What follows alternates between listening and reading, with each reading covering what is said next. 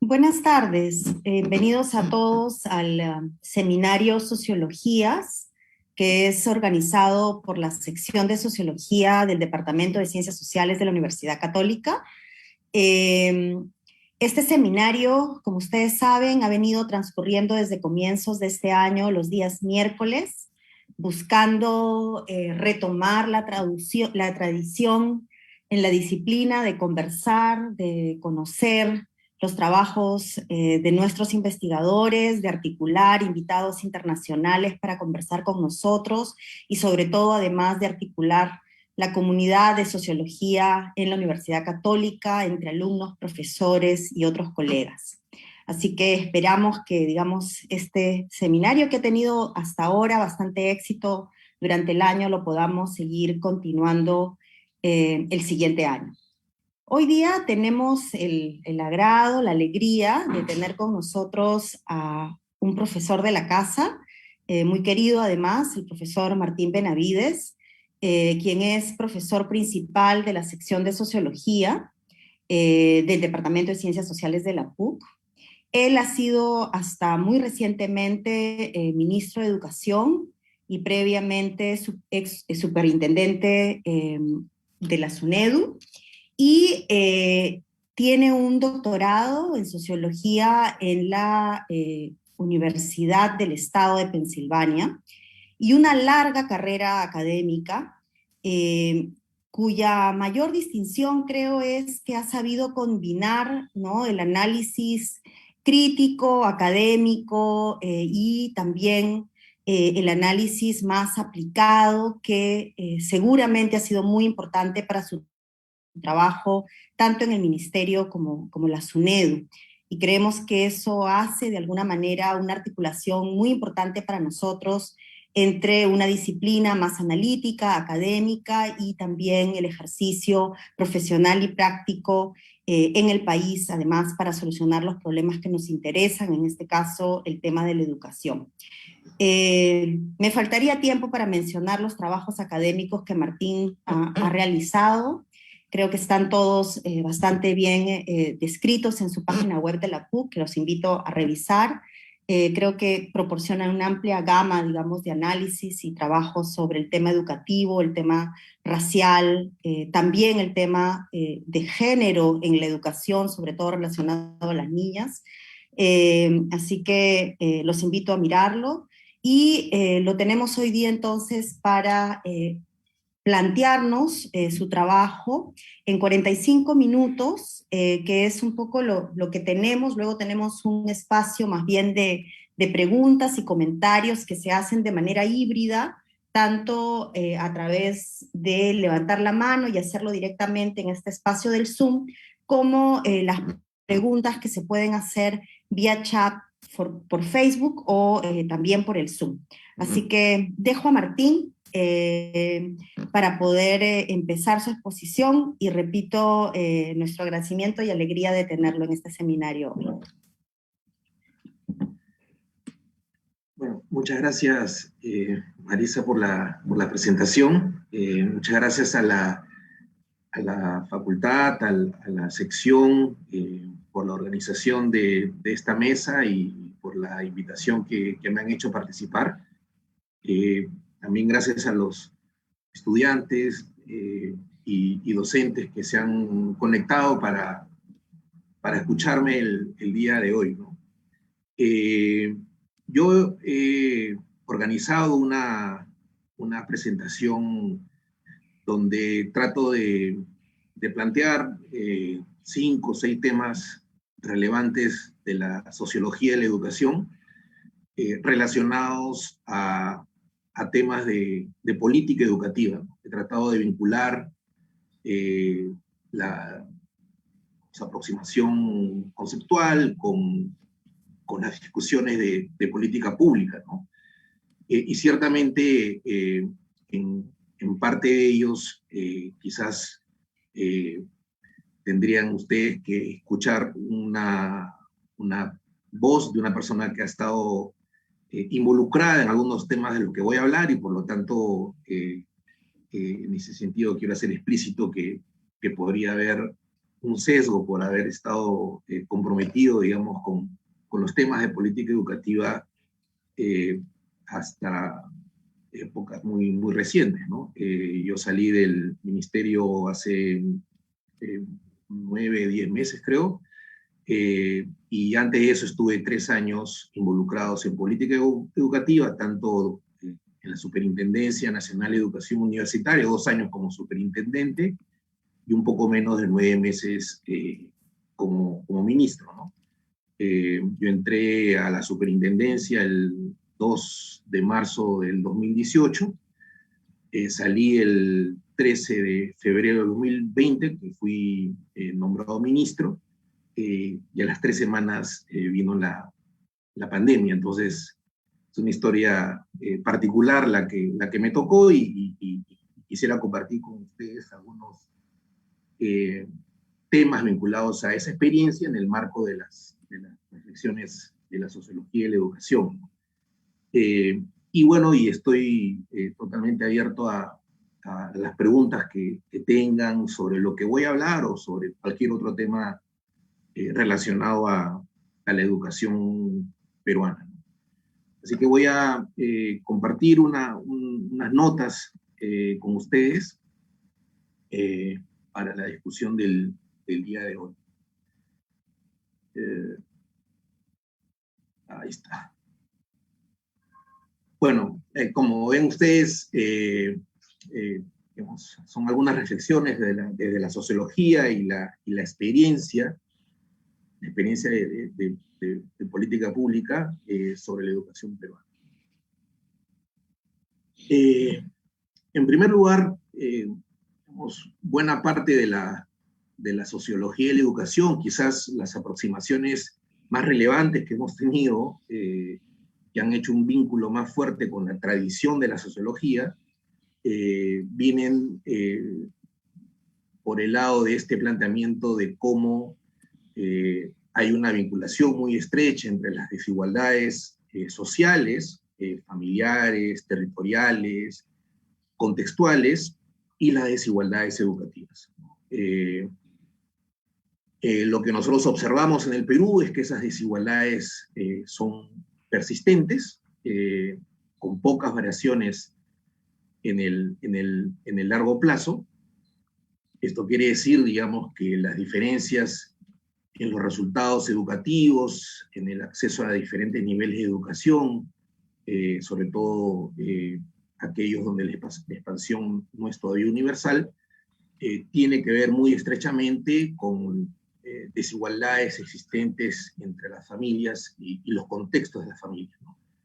Desigualdades en lo que es el capital cultural de las familias, las relaciones sociales de las familias, los recursos económicos de las familias, tienen una vinculación muy estrecha con los resultados de los estudiantes, digamos, en diferentes mediciones vinculadas a la educación, especialmente, y quizás la más relevante, a los aprendizajes educativos, ¿no? Medidos a través de evaluaciones del rendimiento. Y eso es una situación que lamentablemente nos ha tocado vivirla incluso en una situación prepandémica. Si ustedes miran ese grafiquito que les acabo de poner, estos son es una mirada internacional.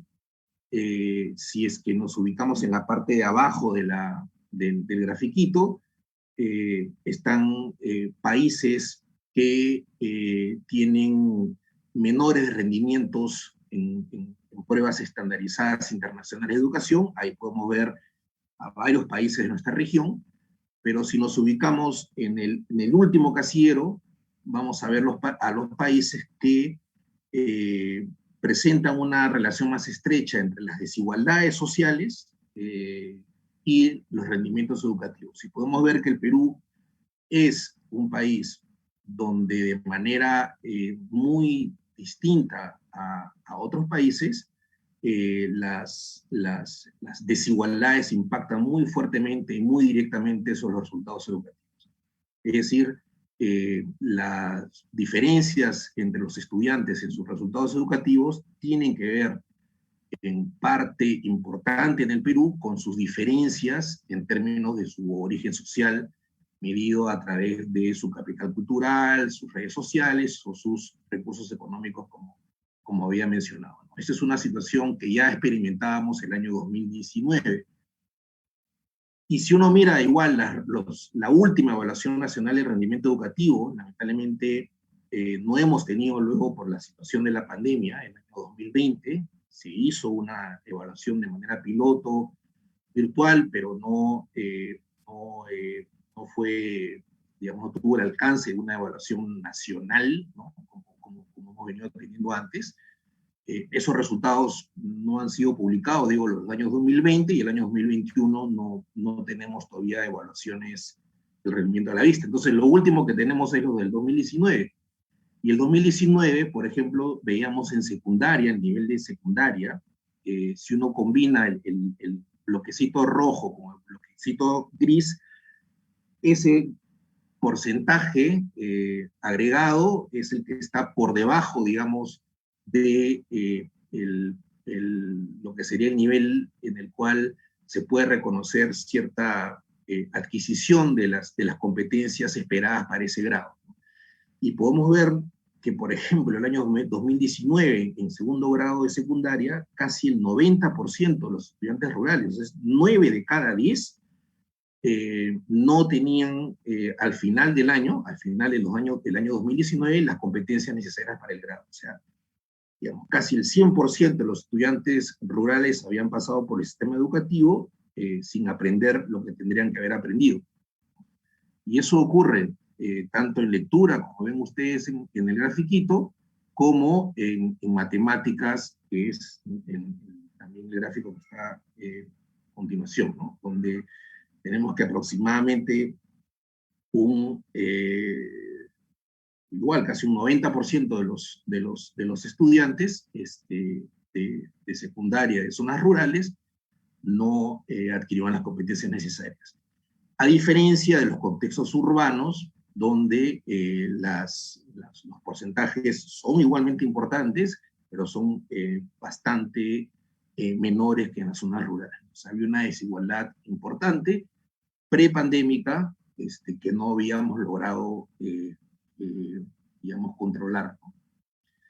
Y estos son datos del Mineduc, también se reflejaba en la educación superior, ¿no? Si ustedes miran el grafiquito de barras, bueno, por un lado, el Perú es un país donde el acceso a la educación superior está todavía por debajo de lo que ocurre en otros países, ¿no? O sea, el Perú tiene una matrícula de 33% aproximadamente, 3 de cada 10 estudiantes están en la educación superior, mientras que en Colombia es casi 5 de cada 10, en Chile casi 8 de cada 10, y el promedio es 5 de cada 10. O sea, estamos por debajo del promedio.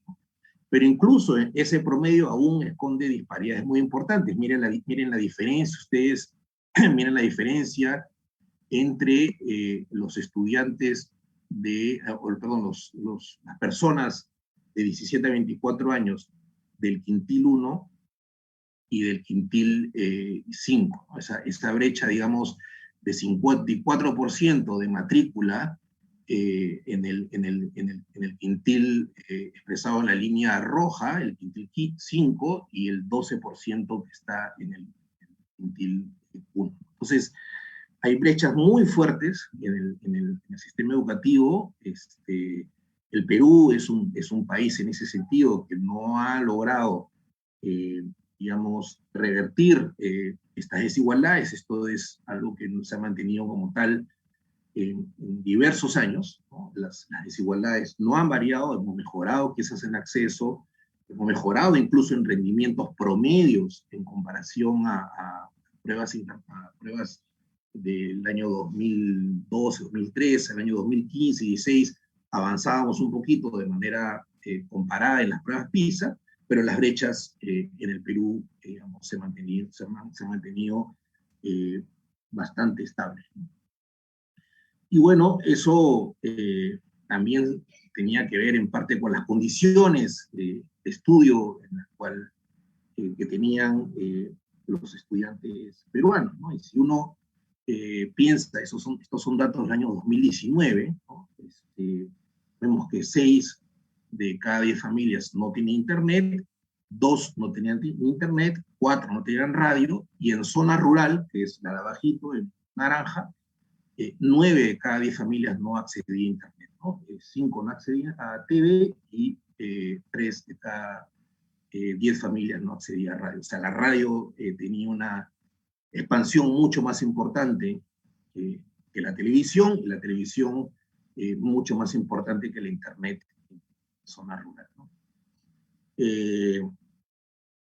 Entonces, en resumen, digamos, por este lado de las brechas, ¿no? Uno puede decir que como Estado, a pesar de algunos esfuerzos, ¿no? O sea, el Perú ha tenido algunas iniciativas, colegios de alto rendimiento, por ejemplo, que son esfuerzos de derivar presupuesto público a la educación pública de manera distinta, pero digamos de un impacto sistémico muy, muy pequeño. O hemos tenido también programas como la secundaria completa, hemos tenido beca 18, a pesar de todos esos esfuerzos, sistémicamente no hemos logrado, digamos, en una situación prepandémica, ningún cambio sustantivo en términos de la reducción de las brechas, ¿no? Entonces, en ese sentido, digamos, somos un caso, digamos, paradigmático de lo que podría ser una sociología clásica, digamos, de mirar cómo los sistemas educativos efectivamente terminan reproduciendo desigualdades de origen. En ese escenario, sin duda, es importante pensar qué ha ocurrido, digamos, con los estudiantes, tanto en su acceso como en sus aprendizajes, en el contexto de la pandemia, ¿no? Que es lo que ha venido sucediendo el año 2020 y el año 2021, ¿no? Y cómo los esfuerzos de mitigación que se hicieron a partir de la decisión del cierre de las instituciones educativas de la educación básica y superior en marzo del año 2020 y que han continuado hasta el día de hoy, ¿no? El impacto, digamos, de ese cierre y de las estrategias que surgieron, digamos, para poder mitigar los impactos negativos de la pandemia, ¿no? No tenemos muchas evidencias aún sobre eso. Como les dije, hay una data en el Ministerio de Educación del año 2020, de fines del año 2020, que no ha sido publicada, y luego no conozco más, ¿no? Sí sabemos que los esfuerzos de mitigación, por ejemplo, de la estrategia Aprendo en Casa, en el caso de la educación básica, al haberse diseñado de manera tal de no priorizar la educación virtual, porque como vimos por los datos, la penetración del Internet era muy baja, y el haber más bien priorizado la televisión y la radio, logró de alguna forma mantener a estudiantes vinculados al acceso a la educación, ¿no? Con notables diferencias, sin duda, ¿no? Es distinta la vinculación con los aprendizajes que se ha podido tener, digamos, en una relación de comunicación con la radio, de aquello que ocurría con la televisión y aquello que ocurría con Internet. Digamos, hay que estudiarlo, pero evidentemente uno puede pensar que hay diferencias en eso, y también diferencias en relación a la posibilidad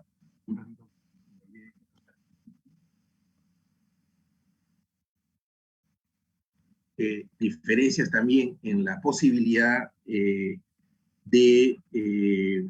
vincularse a cualquiera de estas estrategias, ¿no? Ya se sabía desde el año, desde inicios de la pandemia, digamos, en abril, mayo, que instalamos un sistema de seguimiento, el semáforo escuela.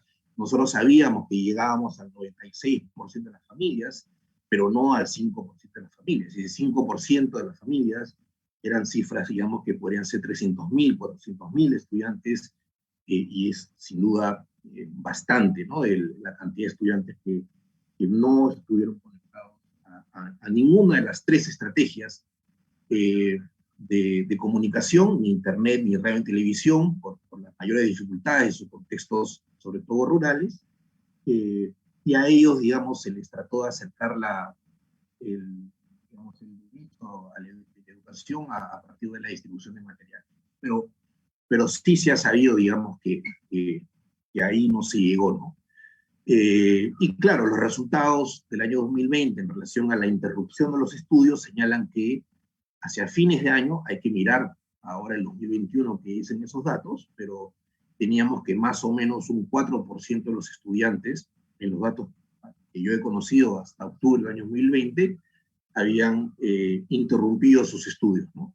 El año anterior había sido un 2%, digamos, ha habido un aumento de interrupción de 2 a 4%, pero digamos, se podría decir que en términos de acceso el sistema logró tener una respuesta, habría logrado tener una respuesta que había permitido que la mayor parte de los estudiantes accedan a alguna forma de comunicación, como dije, lamentablemente de forma desigual, ¿no? Y en el caso de la educación superior, el Ministerio de Educación también diseñó una serie de estrategias, la beca continuidad, por ejemplo, para estudiantes de familias pobres, para que continúen los estudios universitarios. En el caso de las universidades públicas se diseñó un programa de formación de capacidades a través de la preparación que se les hizo para que puedan continuar con su educación de forma remota, ¿no? Y a mediados del año 2020, y eso ayudó a que los estudiantes de universidades públicas no pierdan el año, ya se tenía que el 100% de las universidades públicas habían logrado iniciar los estudios, ¿no? Como resultado, según los datos que se conocen, más o menos la interrupción de estudios de estudiantes universitarios habría sido de un 18%, un 18% de los estudiantes que terminaron el año 2019 no continuaron el año 2020. Y ese dato es aproximadamente un 5 o 6% mayor que la interrupción histórica de los estudios universitarios, ¿no? Siempre hemos tenido en años anteriores una deserción o una interrupción de estudios de aproximadamente el 12%. Entonces, en pandemia, la interrupción fue de 18%. Sin duda, un 6% que duele, ¿no? De aumento, pero que igualmente en el caso de la básica no fue un resultado a nivel del sistema trágico. Sin embargo, no tenemos datos de cuánto han aprendido en el año, qué cosas aprendió más, qué cosas aprendió menos, en ninguno de los niveles, ¿no? Y eso es algo que sin duda es urgente empezar a conocer, ¿no? Entonces, ese es un primer bloque de temas que quería discutir con ustedes. Paso a uno segundo, ¿no? Que también es de la sociología, ¿no? De una sociología de la educación con un énfasis más relacionado a la economía política, al análisis de las relaciones de poder. Y podemos decir, ¿no? Que la educación peruana es un campo institucional con tendencias a ser permanentemente capturado por intereses diversos, ¿no? Y esto se nota claramente en varios temas, ¿no? Primero, por ejemplo, la dificultad de diseñar, de sostener políticas de mejora en la calidad docente, por ejemplo, ¿no? Por resistencia de gremios, ¿no? De gremios docentes, por ejemplo, a las evaluaciones de desempeño, ¿no? No ha sido un proceso fácil el diseño, la implementación y ahora la sostenibilidad de estas políticas que buscaban que cada vez se incorporen y se mantengan en el sistema docente profesores con mejores desempeños, ¿no? Esto es lo que se llama la carrera meritocrática, ¿no? Si uno analiza desde la economía política los intentos que hubo desde el año 90 y fracasaron, ¿no? Digamos, por alianzas que se daban entre el poder político, los gremios docentes, puede darse una buena idea, digamos, de cuán difícil es implementar ese tipo de políticas, ¿no? A partir del año 2001 empieza, bajo la gestión del ministro Lynch en ese momento, a cambiarse esto, pero él sale en parte por este tema, y luego ya es en los años de la gestión principalmente del presidente Humala, la ministra Salas, que se logra, digamos, sacar esta ley de carrera pública magisterial, que ahora mismo está siendo, digamos, cuestionada desde algunas tiendas políticas, ¿no? Sobre todo vinculadas a la defensa de los intereses gremiales de los docentes, ¿no? Pero en el fondo, aquí hay, digamos, es un juego de intereses, ¿no? Es un campo institucional abierto, digamos, a la penetración, digamos, de intereses corporativos, y eso se nota claramente en el caso que he mencionado, ¿no? Y vamos a entrar ciertamente a una nueva época, digamos, de debate en relación a ese tema. Lo mismo en relación a la captura del sistema universitario, ¿no? Algo que probablemente ustedes hayan escuchado un poco más, ¿no? Universidades y programas de muy mala calidad, ¿no? Sin investigación, en condiciones de mala infraestructura, que no estaban, digamos, no había un Estado, digamos, que se constituya como un actor relevante de la defensa del interés público en un sistema universitario de calidad. Más bien lo que ocurría era que los poderes económicos, políticos, algunas oligarquías académicas, la mediocridad que estaba bastante extendida, digamos, en el sistema universitario, gobernaban, digamos, la marcha del sistema universitario a través de un sistema de regulación, como era la Asamblea Nacional de Rectores, que permitió que todo este mal funcionamiento de las universidades crezca, ¿no?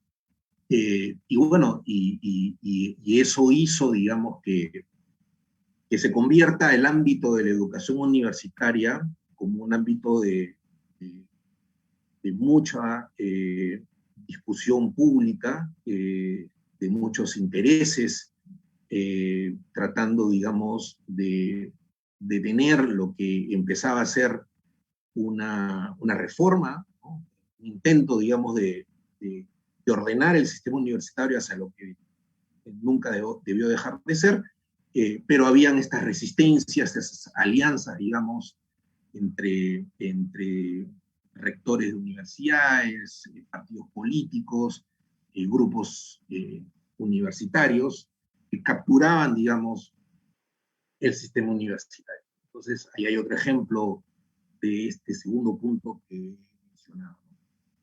Uno tercero es en relación a la educación privada, ¿no? y a los intentos que ha tenido el Estado peruano, recién materializados en el año 2020. En el año 2020 se logró sacar ya una regulación de la educación privada, pero estos intentos fueron permanentemente obstaculizados, ¿no? Incluso en la gestión del ministro Saavedra, también cuando se empieza a sacar esta regulación de la educación privada, o sea, el Estado peruano empieza a asumir la rectoría de la educación, y la rectoría supone regular la educación pública y privada, la educación es un servicio público, pero habían muchas iniciativas que terminaban terminaban siendo bloqueadas. El año 2020 este tema estuvo muy encendido, ¿no? Yo no sé si ustedes recordarán que cuando empezaba la pandemia, hacia marzo, abril, venía el problema de las familias que por la pandemia habían dejado de trabajar y por lo tanto ya no podían seguir pagando los colegios privados. Y lo que nosotros en ese momento hicimos fue responder, primero garantizando el derecho. Bueno, si hay familias que no pueden seguir pagando educación privada, les ofrecemos sus traslados a la educación estatal, ¿no? Y se armó todo un programa de traslados. Ahí hubo una decisión de política, ¿no? Porque claro, podríamos haber también dicho, bueno, vamos a subsidiar estos colegios privados, pero sabíamos que esos colegios privados que tenían las mayores dificultades eran los que tenían los problemas de rendimiento mucho más fuertes, ¿no? Era casi el 90% de la oferta de la educación privada eran estos colegios de 100, 50 soles, ¿no? Que en realidad eran de muy mala calidad, ¿no? Pero la decisión de política fue más bien fortalecer la educación pública, promoviendo este programa de traslados, ¿no? Pero al mismo tiempo, como el problema, digamos, en los colegios de clase media, media alta, no desaparecía, y habían estos intentos que lamentablemente luego a final del año 2020 avanzaron, ¿no? de controlar los precios de la educación privada. Nosotros sacamos una norma, lo que llamamos la norma de transparencia, donde decíamos, bueno, la relación entre papás y autoridades de los colegios privados es una relación entre privados. Como Estado nos tenemos que asegurar que se dé esa relación entre privados, garantizando el acceso a información de los participantes de ese vínculo contractual. Y eso suponía que las familias logren conocer cuáles son los costos de la educación privada. Y sacamos esta norma de transparencia, y a partir de la cual decíamos que todos los colegios privados tenían que volver a hacer una relación, volver a conectarse con las familias y ser transparentes en relación a los costos de la educación presencial y los costos de la educación no presencial. Y mostrarles por qué podían o no podían reducir sus pensiones. Eso ayudó a que se fijen nuevas pensiones, pero esta norma fue muy cuestionada por el sector privado, digamos, vinculado a la CONFIEP, a los grupos empresariales, porque ellos señalaban que esta norma era casi un control de precios, ¿no? Bueno, luego se dieron cuenta a final del año lo que verdaderamente era un control de precios, y esto más bien era una norma bastante equilibrada, y que ellos no la supieron aprovechar en su momento, ¿no? Pero igual, ¿no? Había una resistencia fuerte a que el Estado se fortalezca como ente regulador también de la relación entre los privados. Y finalmente un tema que quizás les parezca que no tiene mucho sentido ubicarlo en este bloque, pero para mí tiene total sentido, ¿no? Es la norma del retorno a las clases, ¿no? Claro, la decisión de que se cierren las instituciones educativas en marzo era porque no sabíamos en ese momento cuál era el impacto de este virus en los niños, ¿no? Pero ya hacia junio, hacia julio, hacia septiembre, empezaron a salir investigaciones que mostraban que en los lugares donde se había dado la apertura, incluso en segundas olas de los colegios, no había habido casos complicados de contagio, menos aún si se daban en contextos donde no había, digamos, un contagio comunitario. Entonces, por eso es que en ese momento, hacia septiembre, octubre, se puso la idea esta del retorno gradual, flexible, voluntario y seguro, ¿no? Y empezamos a promover el retorno a los colegios rurales, ¿no? Luego se toma la decisión de parar todo y de volver en marzo con nuevos parámetros, ¿no? Es importante, digamos, que se hayan redefinido los parámetros, pero incluso entre marzo y junio, en junio habían aproximadamente 25.000 colegios que podrían haber abierto, pero solamente lograron abrirse 2.500. Hacia julio, antes de que termine la gestión del presidente Sagasti, habían 48.000 colegios habilitados, pero solo 5.000 lograron abrirse. Entonces, esta brecha, o sea, este 90% de los colegios que podrían haber abierto en zona rural, imagínense, en zona rural, pero que no lo hicieron, es para mí un reflejo de que no se logró garantizarle la oportunidad a ese 90% de colegios que podrían haber abierto sin ninguna restricción, sin ningún peligro, porque no había contagio comunitario en esas zonas rurales, ¿no? Entonces, ¿por qué es que esto ocurre? Porque la estrategia que se siguió señalaba que la apertura de los colegios dependía en última instancia de una mesa de negociación donde intervienen los docentes, los administrativos, familias, y en esa mesa de negociación, en estos casi 43.000 colegios, se decidió que no estaban todavía, que no debían abrirse los colegios, ¿no? Entonces, claro, alguien podría hacer un estudio de lo que han sido esas mesas de negociación y preguntarse quién defendía los intereses de los niños y adolescentes por retornar a una educación semipresencial, incluso, digamos, considerando que no habían, digamos, peligros porque el COVID no estaba presente de manera sustantiva en esos lugares.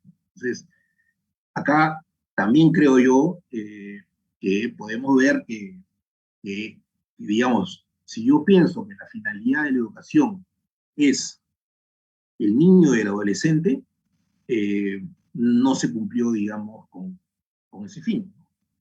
Mediaron otros intereses, otras preocupaciones, no se logró convencer, digamos, de manera satisfactoria y terminamos el día de hoy teniendo a 43.000 colegios que podrían estar con las puertas abiertas, pero no están. 48.000 colegios ya de aproximadamente 70.000 que son a nivel nacional, es un número más importante, ¿no? de colegios que podrían haber estado abiertos, pero no lo hicieron. Yo creo que esto ha tenido que ver con ese espacio de negociación, ¿no? Donde intervienen actores, ¿no? Pero la voz de los niños y adolescentes no estuvo presente y nadie la defendió. Otro tema, porque sobre ese tema podría hablar mucho más, pero lo dejo ahí. Un tercer tema importante de análisis sociológico y de política pública tiene que ver con el tema curricular. Y claro, el currículo tiene una dimensión política, ¿no? Siempre ha sido en la historia de la educación peruana, en los estudios comparados, ¿no? Internacionales, siempre ha sido un escenario de encuentros, desencuentros, tensiones, de proyectos nacionales, de una manera, de otra manera, ¿no? En el Perú, a inicios de 1900, por ejemplo, los civilistas quisieron desarrollar un currículo modernizador, vinculado, digamos, a la experiencia de los liberales franceses. Eso luego fue cambiado por una visión más indigenista. En fin, siempre han habido tensiones, ¿no? Porque el sistema curricular gestiona contenidos, ¿no? Y los énfasis tienen que ver con los contextos históricos, socioculturales, políticos, con las relaciones de poder, ¿no? Hay mucha literatura, por ejemplo, que muestra cómo en el largo plazo se han ido incorporando derechos, ¿no? Que han sido sistematizados en el currículo y han sido difundidos a las generaciones nuevas a partir de los sistemas educativos, ¿no? La mayor participación de la mujer, la idea de la niñez, de la adolescencia, que no estuvo presente, digamos, de manera importante en los inicios de lo que eran los currículos, empiezan a tener mucha más importancia ahora, ¿no? Y bueno, en el Perú, y por eso no es casual que cuando hay, digamos, tensiones políticas, cuando las relaciones de poder vuelven a presentarse de manera importante en el debate público, siempre el tema curricular es uno de los ejes de esa discusión. Y ahora, por eso es que nuevamente sale, digamos, al debate público y a las tensiones en relación a los contenidos, la idea de la incorporación del enfoque género y las ideas que hay para limitar esa incorporación, ideas en las cuales, ideas además que comparten grupos ideológicamente distintos en términos políticos, pero cercanos en términos de su visión en las relaciones de género, y entonces hay una presión importante sobre los temas curriculares, ¿no? En relación al tema de género. Ya la Comisión de Educación que se ha instalado tiene, digamos, como su presidente a una persona que ha sido representativa de un enfoque particular relacionado a una crítica al enfoque de género en el currículo nacional, ¿no? Pero no es el único, ¿no?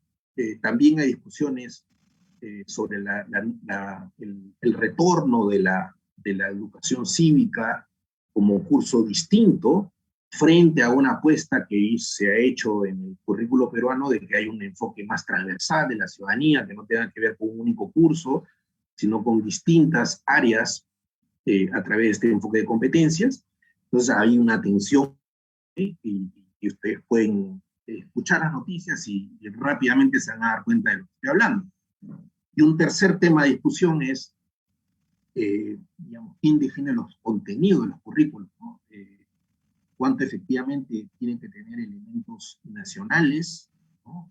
Compartidos por todos, cuánto de ese currículo tiene que ser un currículo gestionado desde los entornos locales, territoriales, cuál es la proporción entre unos y otros. Estamos en un momento en el cual se está cuestionando, digamos, la idea, digamos, de que este currículo podría estar representando una visión más centralista que centralista, ¿no? Pero eso, digamos, es parte de un debate, ¿no? Y es parte de posiciones que hay ahora en relación al Estado, a quienes están en el Estado, quienes están en el Ejecutivo, ¿no? Y eso se va a expresar, no tengo la menor duda, en nuevamente una tensión sobre el tema curricular.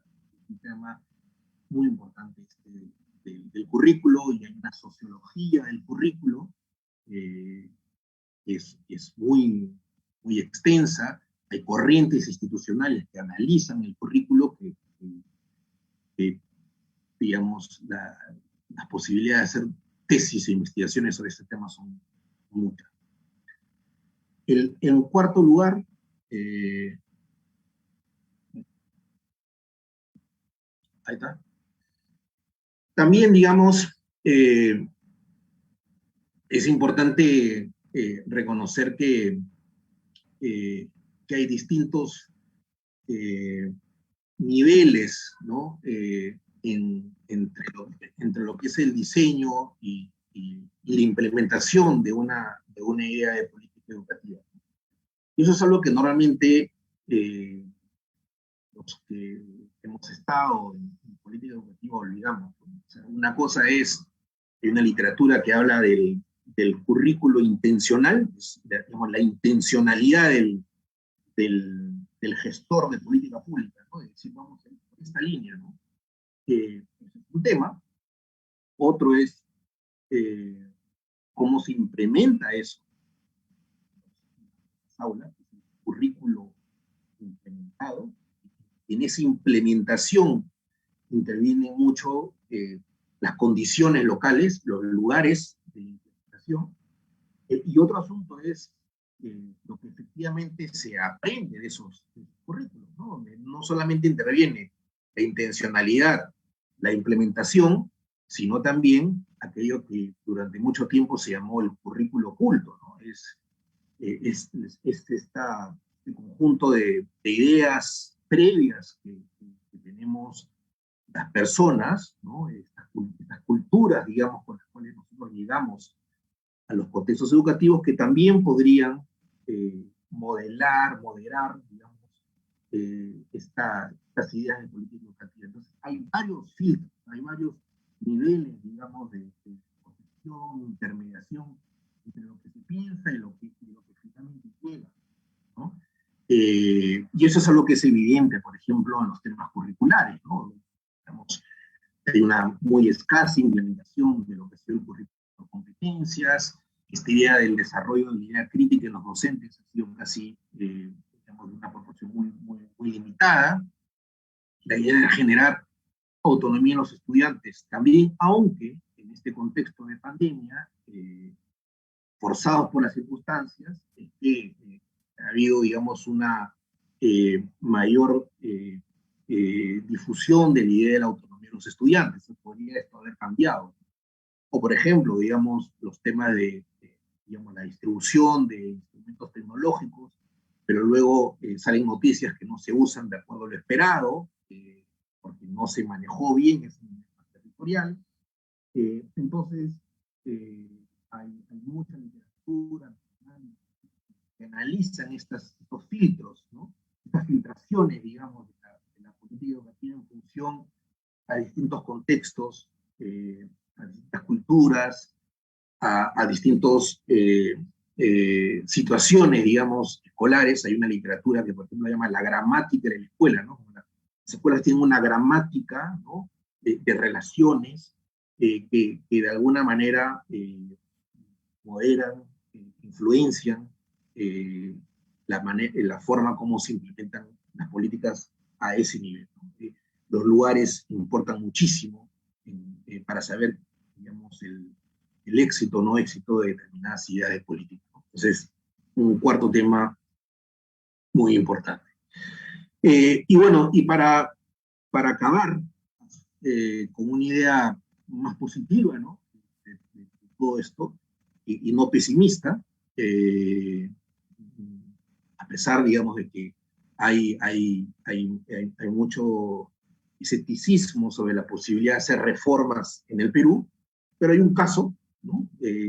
Empírico, objetivo, que es el caso de la reforma universitaria, que a pesar de quedarse en un contexto políticamente adverso, una captura muy fuerte de la institucionalidad universitaria, logró dar los primeros pasos y ahora está, digamos, ahí resistiendo, ¿no? En este contexto, ¿no? Pero avanzó, ¿no?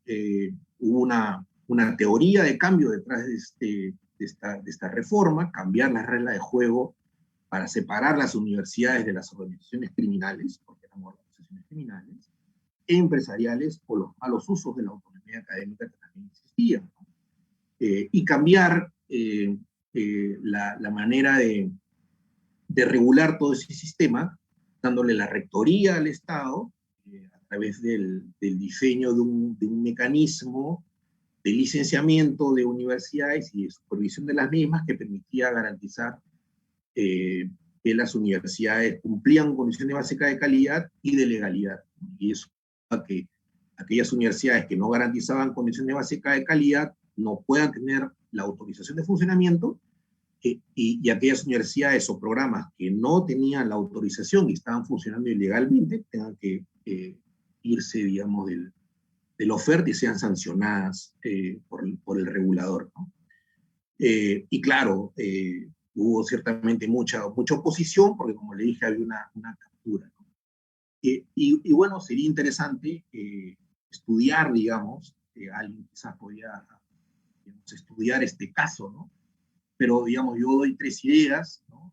Para entender por qué. Primero, porque hubo un importante apoyo del sector académico, un consenso, digamos, sobre la necesidad de estas transformaciones, ciertamente con críticas, ¿no? Habían personalidades académicas que tenían mucho temor por la pérdida de la autonomía, ¿no? Pensaban que la regulación implicaba pérdida de autonomía, eso finalmente no se dio, o también por el lado más del derecho, ¿no? Y por el lado de la competencia, había muchos cuestionamientos por barreras burocráticas, ¿no? Que le ponía sumido al crecimiento de las inversiones, ¿no? Para poder aumentar tu oferta y querías construir locales y filiales, primero tenías que tener la autorización de funcionamiento. Bueno, y eso para una perspectiva, digamos, de la regulación eran barreras burocráticas. Pero a pesar de eso hubo un apoyo importante del sector académico. Lo segundo es que el diseño de la ley universitaria de la SUNIDU fue importante porque le dio autonomía técnica a esta institución para poderse mover de manera independiente, incluso del Ejecutivo, ¿no? Que a veces cedía las presiones, ¿no? Y esto da una garantía de independencia de los poderes políticos, pero también económicos, para el cumplimiento de su finalidad.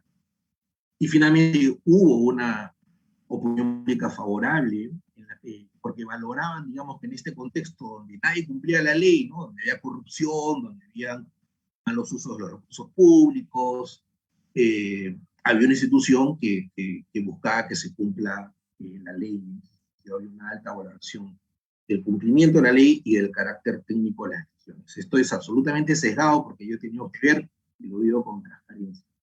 Pero, como digo, alguien podría aventurarse a hacer un análisis quizás más independiente de lo que yo les he contado ahora.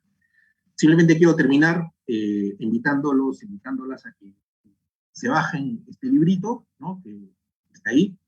Es un PDF que yo escribí, donde resumo ya de manera más de hechos, ¿no? No es un documento de análisis, es como unas memorias, 8 o 9 capítulos sobre toda esta experiencia. Lo pueden bajar del Departamento de Ciencias Sociales, está ahí para bajarse libremente, o también de Drive, lo que quieran, ¿no? Y ojalá lo lean y les guste y puedan hacer preguntas.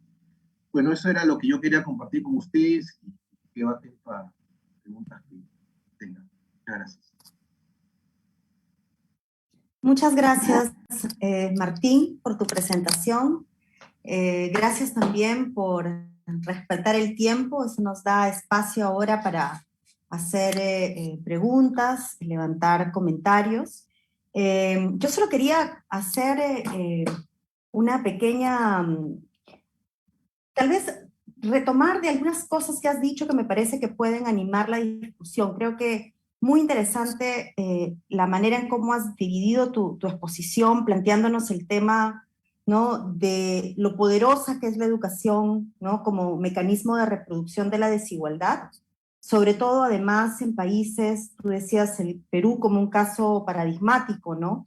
En donde hay y se cruzan, ¿no? Múltiples desigualdades. Tú en tu exposición has hecho un énfasis muy importante en las diferencias rurales urbanas, ¿no? Y creo que eso es algo característico que va ligado además a diferencias muchas veces étnicas, raciales, de género, etcétera, ¿no?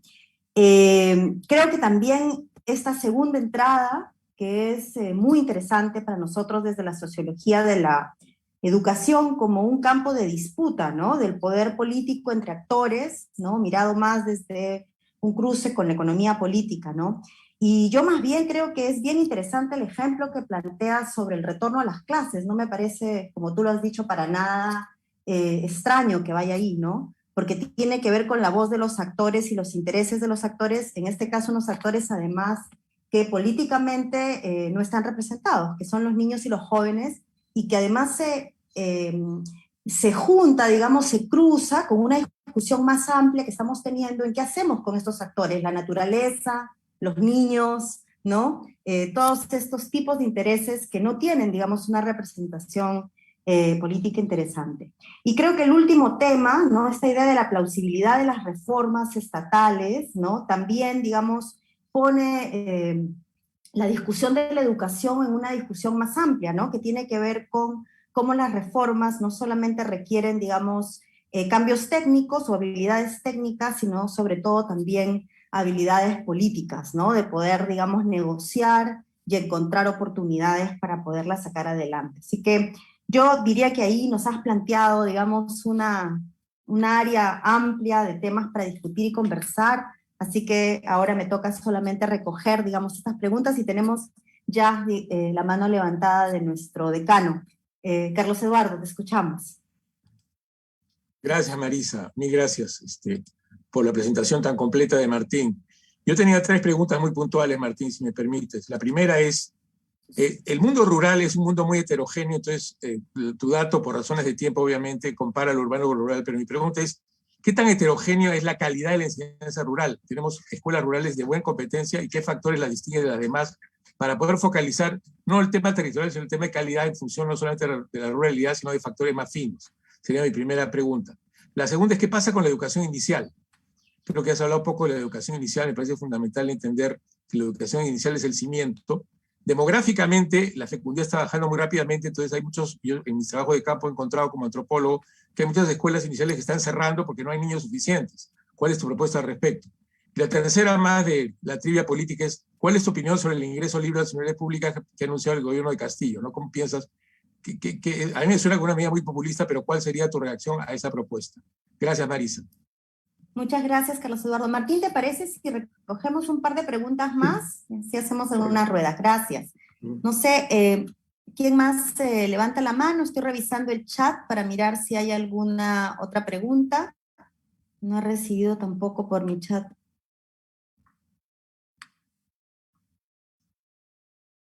¿Alguien más? Si no, vamos dándole la palabra a Martín para que vaya respondiendo a Carlos Eduardo mientras los demás se van animando. ¿Les parece? Martín, vamos haciendo eso, mientras los demás se van pensando sus preguntas.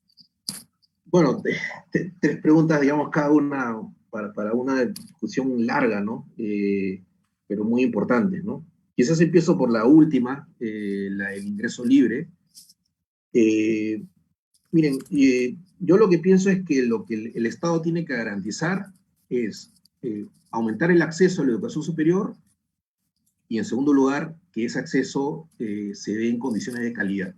Claro. Cualquier iniciativa que logre mejorar el acceso, recordando los datos que les presenté, que señalaban que 3 de cada 10 egresados, personas en edad de asistir a la superior, asistan a la superior en el Perú.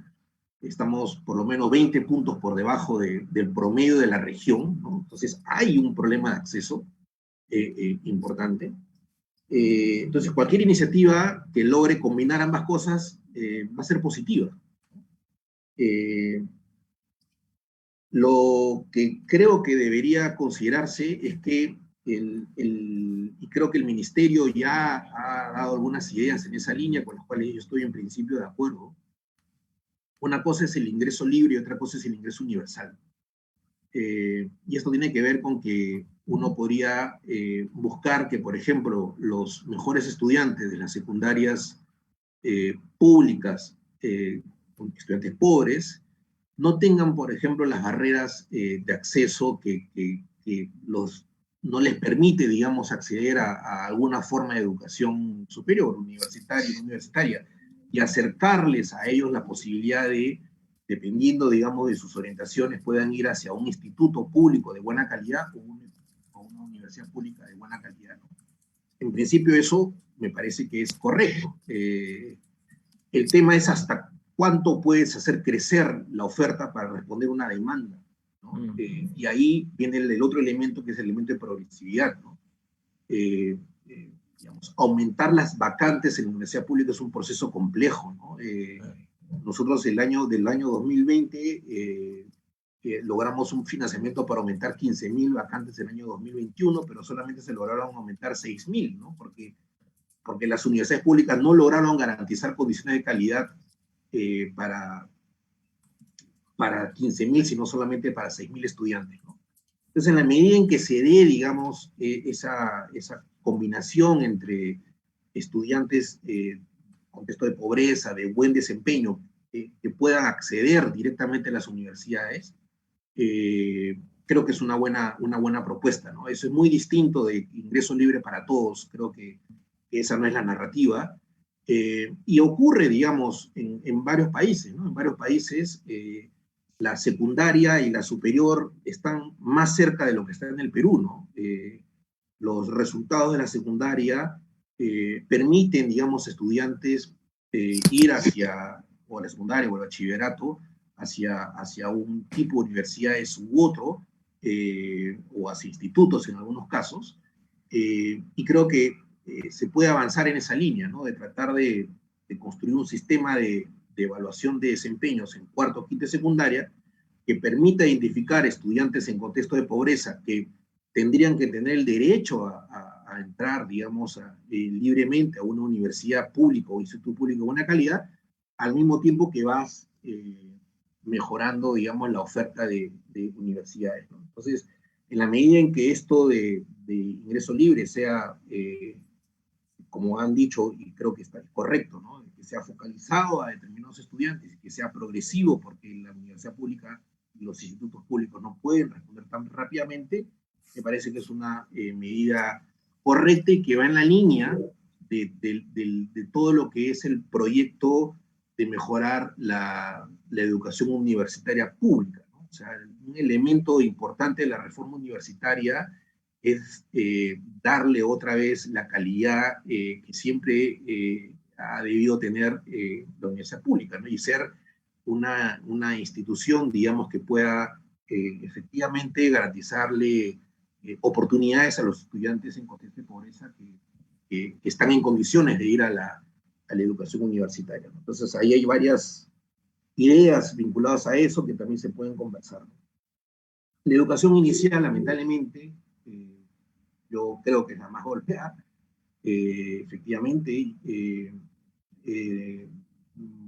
me parece a mí que hemos debido promover el retorno a los espacios de educación inicial de manera más temprana.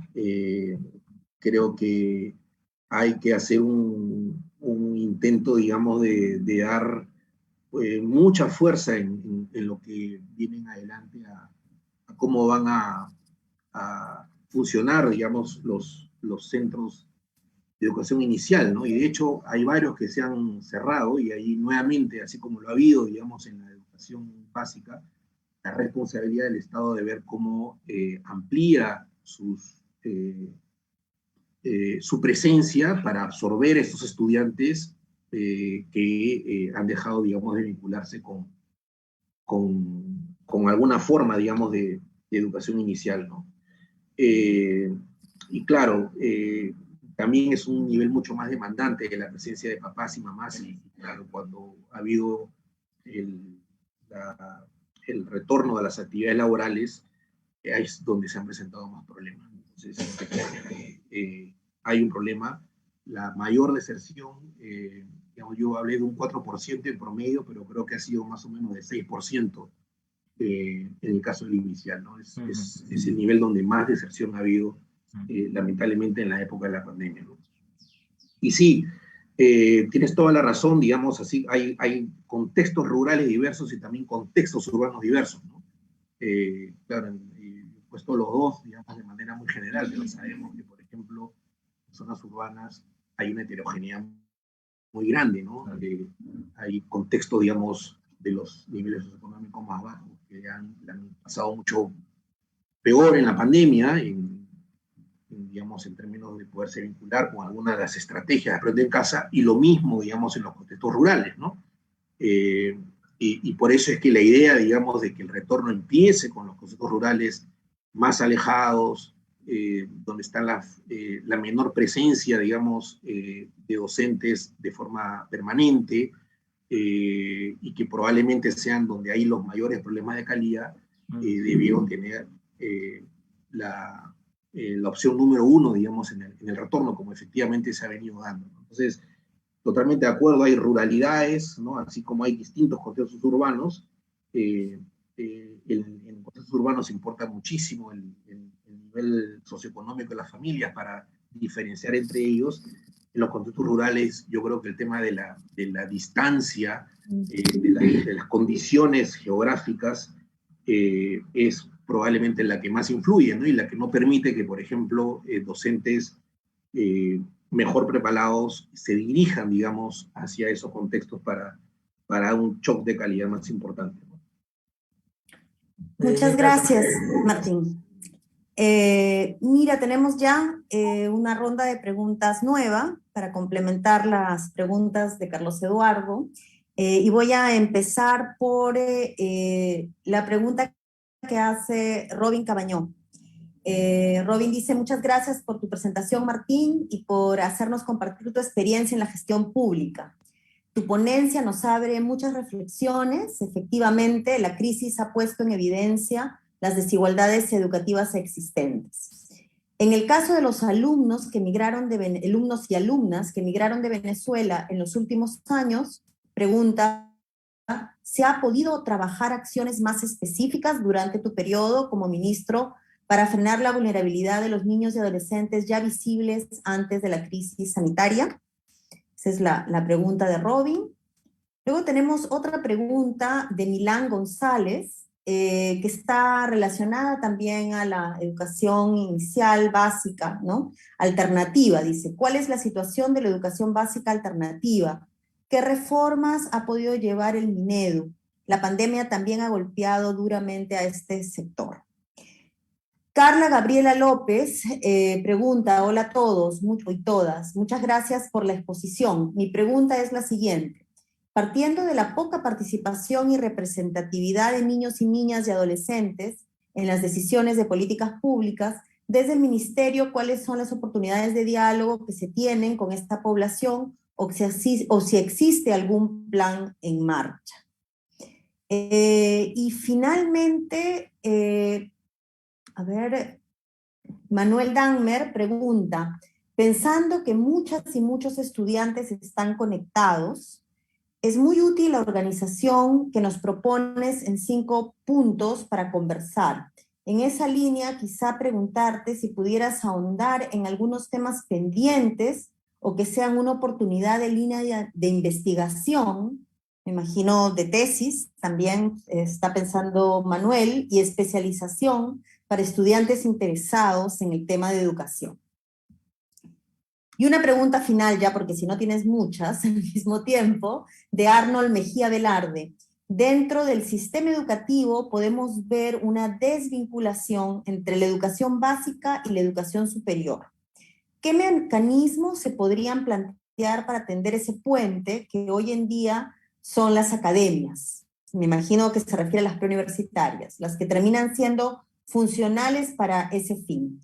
Por otro lado, quisiera saber cómo impactó la pandemia a los CETPRO y qué iniciativas existen para resolver sus demandas de existir.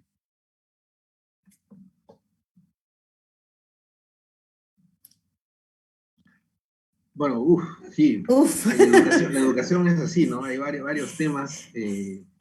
Cada uno de ellos puede ser una tesis. Y bueno, algunas reflexiones, ¿no? Sobre el tema, por ejemplo, de la educación básica alternativa, ¿no? Yo creo que la pandemia ha puesto a la educación básica alternativa en el centro de la agenda de política educativa, ¿no? Porque es la que tiene más flexibilidad, ¿no? Se puede adecuar a diferentes circunstancias. Se sacó recientemente, bueno, el año pasado, un modelo de atención a educación básica alternativa. Ahora hay un marco nacional de cualificaciones, por ejemplo, que permitiría vincular educación básica alternativa, adquisición de competencias y ciertas certificaciones. Entonces, creo que es una época muy importante y ojalá que esto, digamos, se mantenga en la agenda, ¿no? Para la educación básica alternativa. Incluso, una de las cosas que, por ejemplo, me parecen más importantes es que cuando se fueron dando los casos de interrupción de estudios, ¿no? Tanto, sobre todo en contextos urbanos donde habían empezado las clases y luego los chicos y las familias se iban retirando de las escuelas, se fueron generando, y eso ha continuado. De hecho, hubo una campaña que se sacó que se llama La Educación No Para, donde se buscaba vincular al sistema educativo formal con las organizaciones territoriales, sociales, que están vinculados con niños y adolescentes, ¿no? Y que estas organizaciones, digamos, se organicen de alguna manera para ofrecer el servicio educativo que sea certificado por la educación básica alternativa. Eso, hay datos de Lima Metropolitana, de la Dirección Regional de Lima, ha ayudado a recuperar a muchos estudiantes, ¿no? Ya no los ha recuperado en sus locales escolares, sino en estos espacios comunales, donde al aire libre han estado acercándose profesores, algunos voluntarios, a ofrecer el servicio educativo. Ahí me parece a mí que hay una línea de trabajo importante, y me parece que la EVA en ese sentido ha flexibilizado, porque a veces era un poco restrictiva, ¿no? En cuanto a quiénes podían ofrecer esta educación, digamos, no formal, ¿no? Y ponía limitaciones por el lado de que cumplan por ejemplo, con características de ser docentes, ¿no? Pero en pandemia, pues, eso limitaba mucho la actuación, y creo que ahora hay una línea de trabajo ahí importante para acercar más educación a los contextos territoriales, no necesariamente a través de la escuela formal, ¿no? Sino a través de estos espacios comunales organizados, digamos, que han podido ayudar a que estudiantes que habían salido del sistema regresen. Y hay un montón de escuelitas, no sé si ustedes han tenido la oportunidad de mirar, ¿no? Pero que se juntan en parques, se juntan al costado, como la escuela está cerrada, se juntan al costado de la escuela, donde hay una interacción entre estudiantes, y la EVA creo que podría tener el liderazgo para poder darles una organización a todo ese movimiento que surgió, ¿no? Y eso aplica, digamos, para todos los estudiantes que estaban en condición de vulnerabilidad, ¿no? Incluidos los estudiantes venezolanos. Había esta estrategia Lima Aprende, pero con la pandemia todo se reestructuró a una intervención, digamos, bueno, sobre todo a través de Aprendo en Casa, o a través de estas iniciativas de voluntariado, a través de la operación de organizaciones sociales que ofrecían servicios, ¿no? Y que ya en la segunda mitad del año 2020 el Ministerio de Educación se empezó a acercar a ello, ¿no? Bueno, los CETPROS, creo que la educación superior ha sido el sector más golpeado, ¿no? Lo positivo es que se logró sacar una política, la política de educación superior que se aprobó el año 2020, incorpora los CETPROS, ¿no? y los incluye, digamos, dentro de las trayectorias y las posibilidades de flexibilidad, de transitabilidad. Por eso la política se llama educación superior y técnico-productiva, ¿no? No es únicamente educación universitaria ni únicamente educación universitaria y técnica, ¿no? Sino educación superior y técnico-productiva. Y ahí entran los CETPROS, ¿no? Y bueno, durante la pandemia, una de las cosas que, por ejemplo, se logró para poder ayudar un poco a los CETPROS es que en los decretos supremos que tenían que ver con las reaperturas, la fase 3, la fase 4, en la fase 3, si no me equivoco, se incorporó a los CETPROS para que los estudiantes puedan ir a tener algunas experiencias en los laboratorios, porque los CETPROS es un trabajo absolutamente, digamos, concreto, y que a distancia, digamos, no se podía llevar a cabo, ¿no? Pero sí estoy de acuerdo con que ha sido un sector de la superior el más golpeado por la pandemia, ¿no? Y bueno, claro, temas de tesis hay muchísimos, ¿no?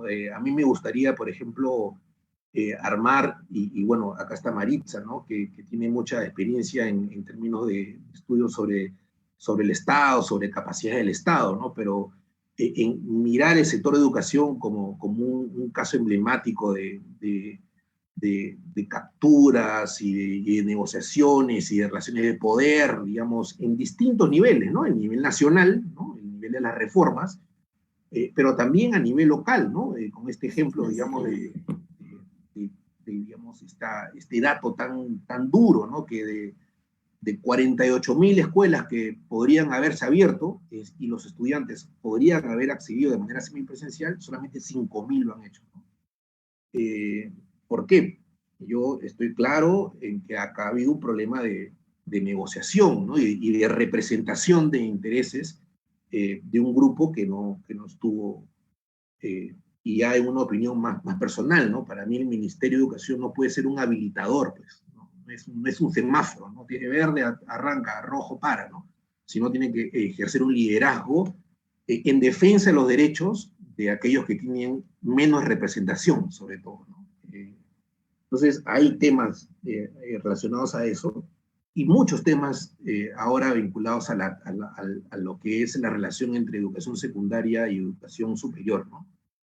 Trayectorias diversas, ¿no? Ahora que hay las posibilidades de transitabilidad, digamos, dejar de pensar que la educación superior es únicamente el estudio de la educación universitaria, ¿no? Hay otras trayectorias, ¿no? Como bien nos ha mencionado bien aquí el estudiante, la educación técnica, las trayectorias diferentes entre unos y otros, los impactos en sus proyectos de largo plazo, ¿no? Me parece que es un tema a ser investigado y hay data para eso. Y al mismo tiempo también, claro, en educación no se han estudiado las consecuencias de la pandemia, ¿no? O sea, yo creo que hay muchos temas de investigación, ¿no? O sea, no hay, sinceramente, se han estudiado el impacto en la salud, el impacto en la economía, pero el impacto en la educación, más allá, digamos, de algunos estudios de Banco Mundial, que son, digamos, además, estimaciones, ¿no? Porque no hay data, ni a nivel cuantitativo ni a nivel cualitativo veo yo que hay investigación en este tema. Es como que, claro, hay una parálisis, ¿no? del sector, ¿no? También en la investigación, ¿no? Y creo que es momento, y veo que hay iniciativas de empezar a independizarse, ¿no? O sea, digamos, ok, hay una emergencia sanitaria, la salud es importante, pero también hay una emergencia educativa, ¿no? Y a estas alturas, yo ya no sé, digamos, qué derecho es más importante, ¿no? Sinceramente, ¿no? Con el impacto en la salud mental fuerte, ¿no? Datos de hace algunos meses atrás hablaban del 40% de los adolescentes con problemas de salud mental, 40%, o sea, no hay ningún dato de salud que se acerque a un 40% de afectación, ¿no? En educación sí hay, ¿no? Salud mental, y seguro hay otros, ¿no? Entonces yo creo que sería bien interesante armar un laboratorio de estudios de impacto de la pandemia en educación, por ejemplo, ¿no? Lo podemos hacer si es que hay interesados e interesadas. Muchas gracias, Martín. Muy interesante, en realidad, todas estas nuevas ideas. Hay una mano levantada que es la de David Sulmón. Tal vez si hay alguna otra más. Yo tengo por ahí una pregunta, y con eso podemos ir cerrando ya esta última rueda. Hola Martín, gracias por tu exposición. Saludos a todos y a todas. Hoy día en la mañana tuvimos un taller sobre educación virtual en ciencias sociales que estamos organizando en el departamento. Tuvimos la exposición de Albert Sangrà, que es un especialista catalán sobre estos temas, ¿no? Y bueno, más o menos se discutió sobre el tema del futuro de la educación y cómo el tema de la virtualización o las estrategias online o hibridaciones, modelos híbridos, cosas que están en el futuro de la educación, sobre todo a nivel superior, ¿no?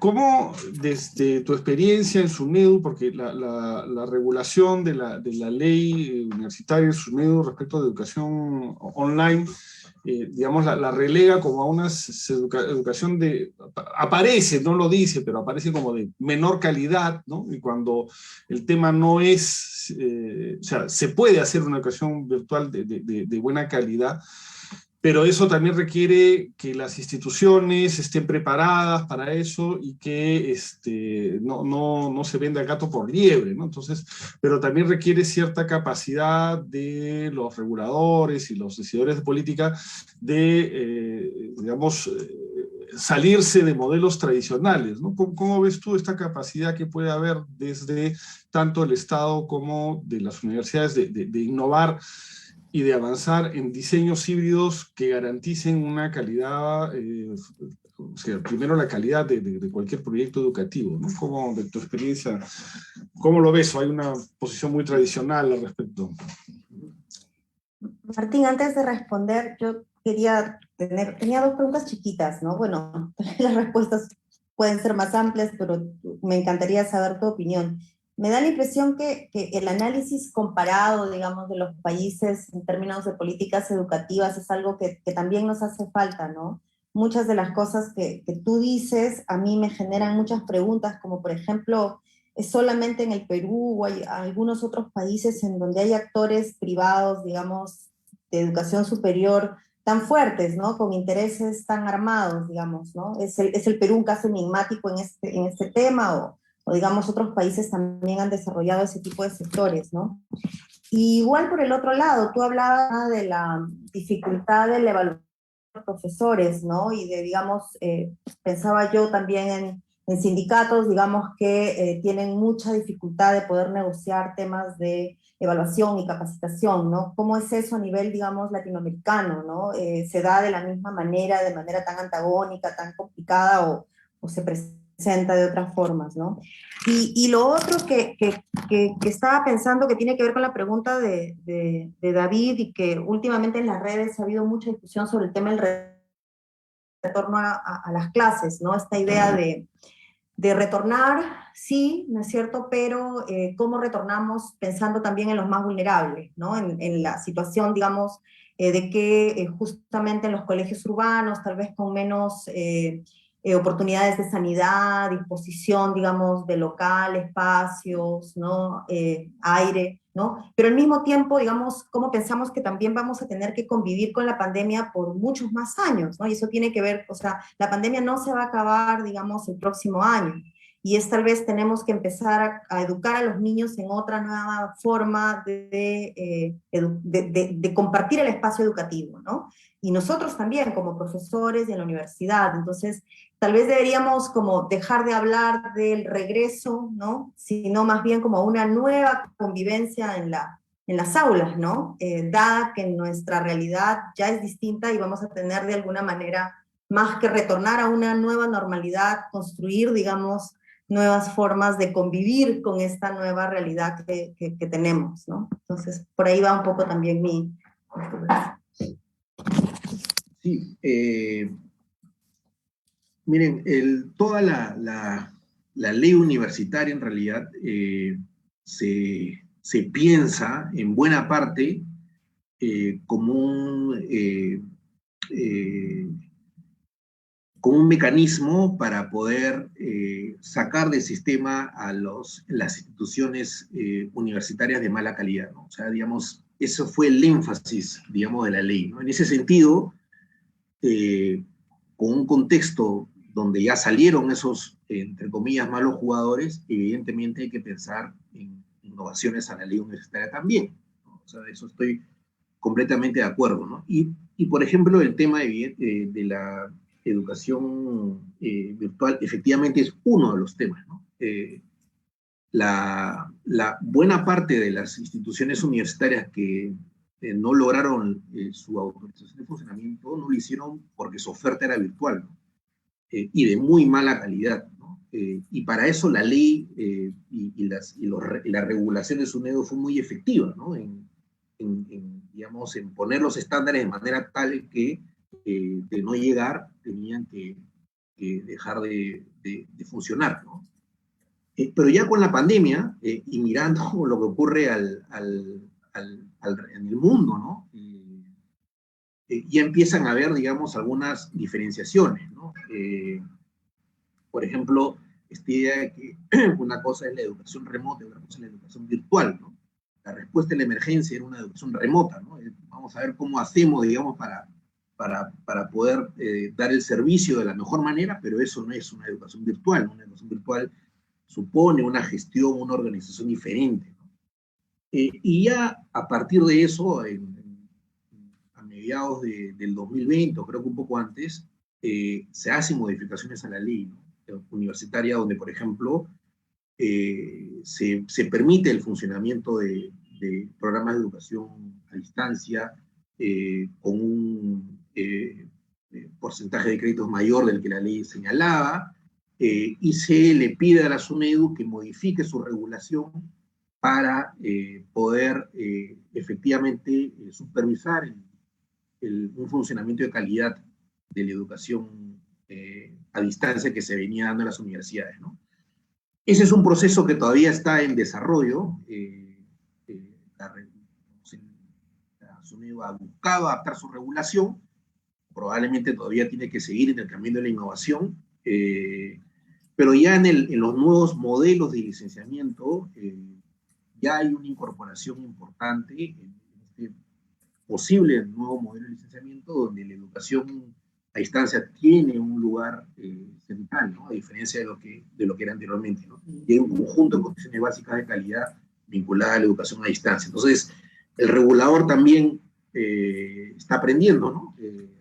A propósito, digamos, de los cambios en el país, estamos en el mundo, estamos en un escenario distinto, hay mayor confianza en el sistema universitario, se están dando estas innovaciones, pero todavía, digamos, el margen para seguir aprendiendo todavía es grande, ¿no? Y creo que se tiene que seguir en esa línea de aprendizajes y mirando lo que ocurre en el mundo, ¿no?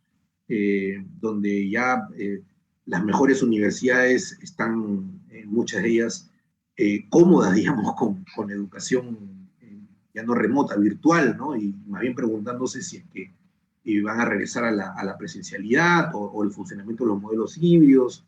Creo que es un momento, digamos, de aprender, ¿no?, de mirar mucho qué ocurre fuera y de adaptar eso a los instrumentos regulatorios, ¿no? Y bueno, claro, el análisis comparado, yo no lo he hecho, pero hay evidencia para hacerlo, ¿no? O sea, por ejemplo, ¿no?, países de iguales condiciones en infraestructura tuvieron un inicio diferenciado, tuvieron un retorno distinto a la semipresencialidad, ¿no? O sea, el Perú, digamos, no ha regresado, ¿no? El exministro Cuenca ha hablado de que hay 5.000 escuelas que sí lo han hecho, pero 5.000 escuelas de 70.000 es un poco más de 3%, 4%, ¿no? En realidad no hemos regresado. Pero hay otros países, digamos, como Nicaragua, que digamos, no tienen mejores condiciones que nosotros, Colombia, ¿no?, que se han regresado. Entonces, ¿cuáles son las diferencias en esos espacios de negociación? O sea, ¿cuál es el elemento diferenciador, ¿no? ¿Cómo se manejó esa agenda, digamos, de temas que hacían posible el retorno o no? Eso, por ejemplo, sin duda hay que investigarlo, ¿no? Y lo mismo para los temas de carrera docente, ¿no? El Perú, por ejemplo, no ha tenido, como muchos países todavía, una reforma, pero de la formación inicial de los docentes, ¿no? Se concentró en la carrera pública, ¿no? Pero una reestructuración de la educación a nivel de pregrado de los institutos todavía no se ha avanzado. Hay un proceso de licenciamiento, pero que para mí ha avanzado un poco lento, ¿no? Pero ahí podemos comparar con otros países que sí transitaron hacia una reforma de la educación inicial, ¿no? ¿Por qué el Perú no? Otros sí. Ahí hay tema para investigación comparada. Genial. Muchísimas gracias, Martín. Muchísimas gracias por esta presentación y por la interesante discusión que ha levantado. Gracias también a todos los participantes. Como siempre, les recordamos que seguimos, digamos, con este seminario de sociologías, ¿no? Y no tengo los datos, Manuel, en este momento de la próxima presentación, pero sería bueno señalarlo antes de cerrar para para recordar la siguiente presentación. No sé si Manuel está por aquí. La tengo.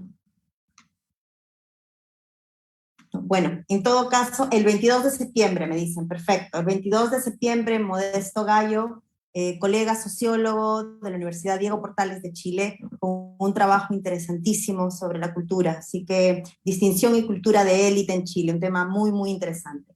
Así que los invito a todos nuevamente a acompañarnos el 22 de septiembre.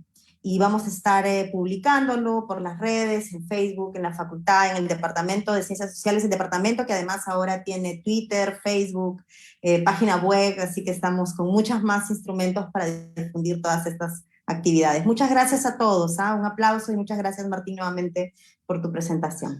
Gracias por la invitación.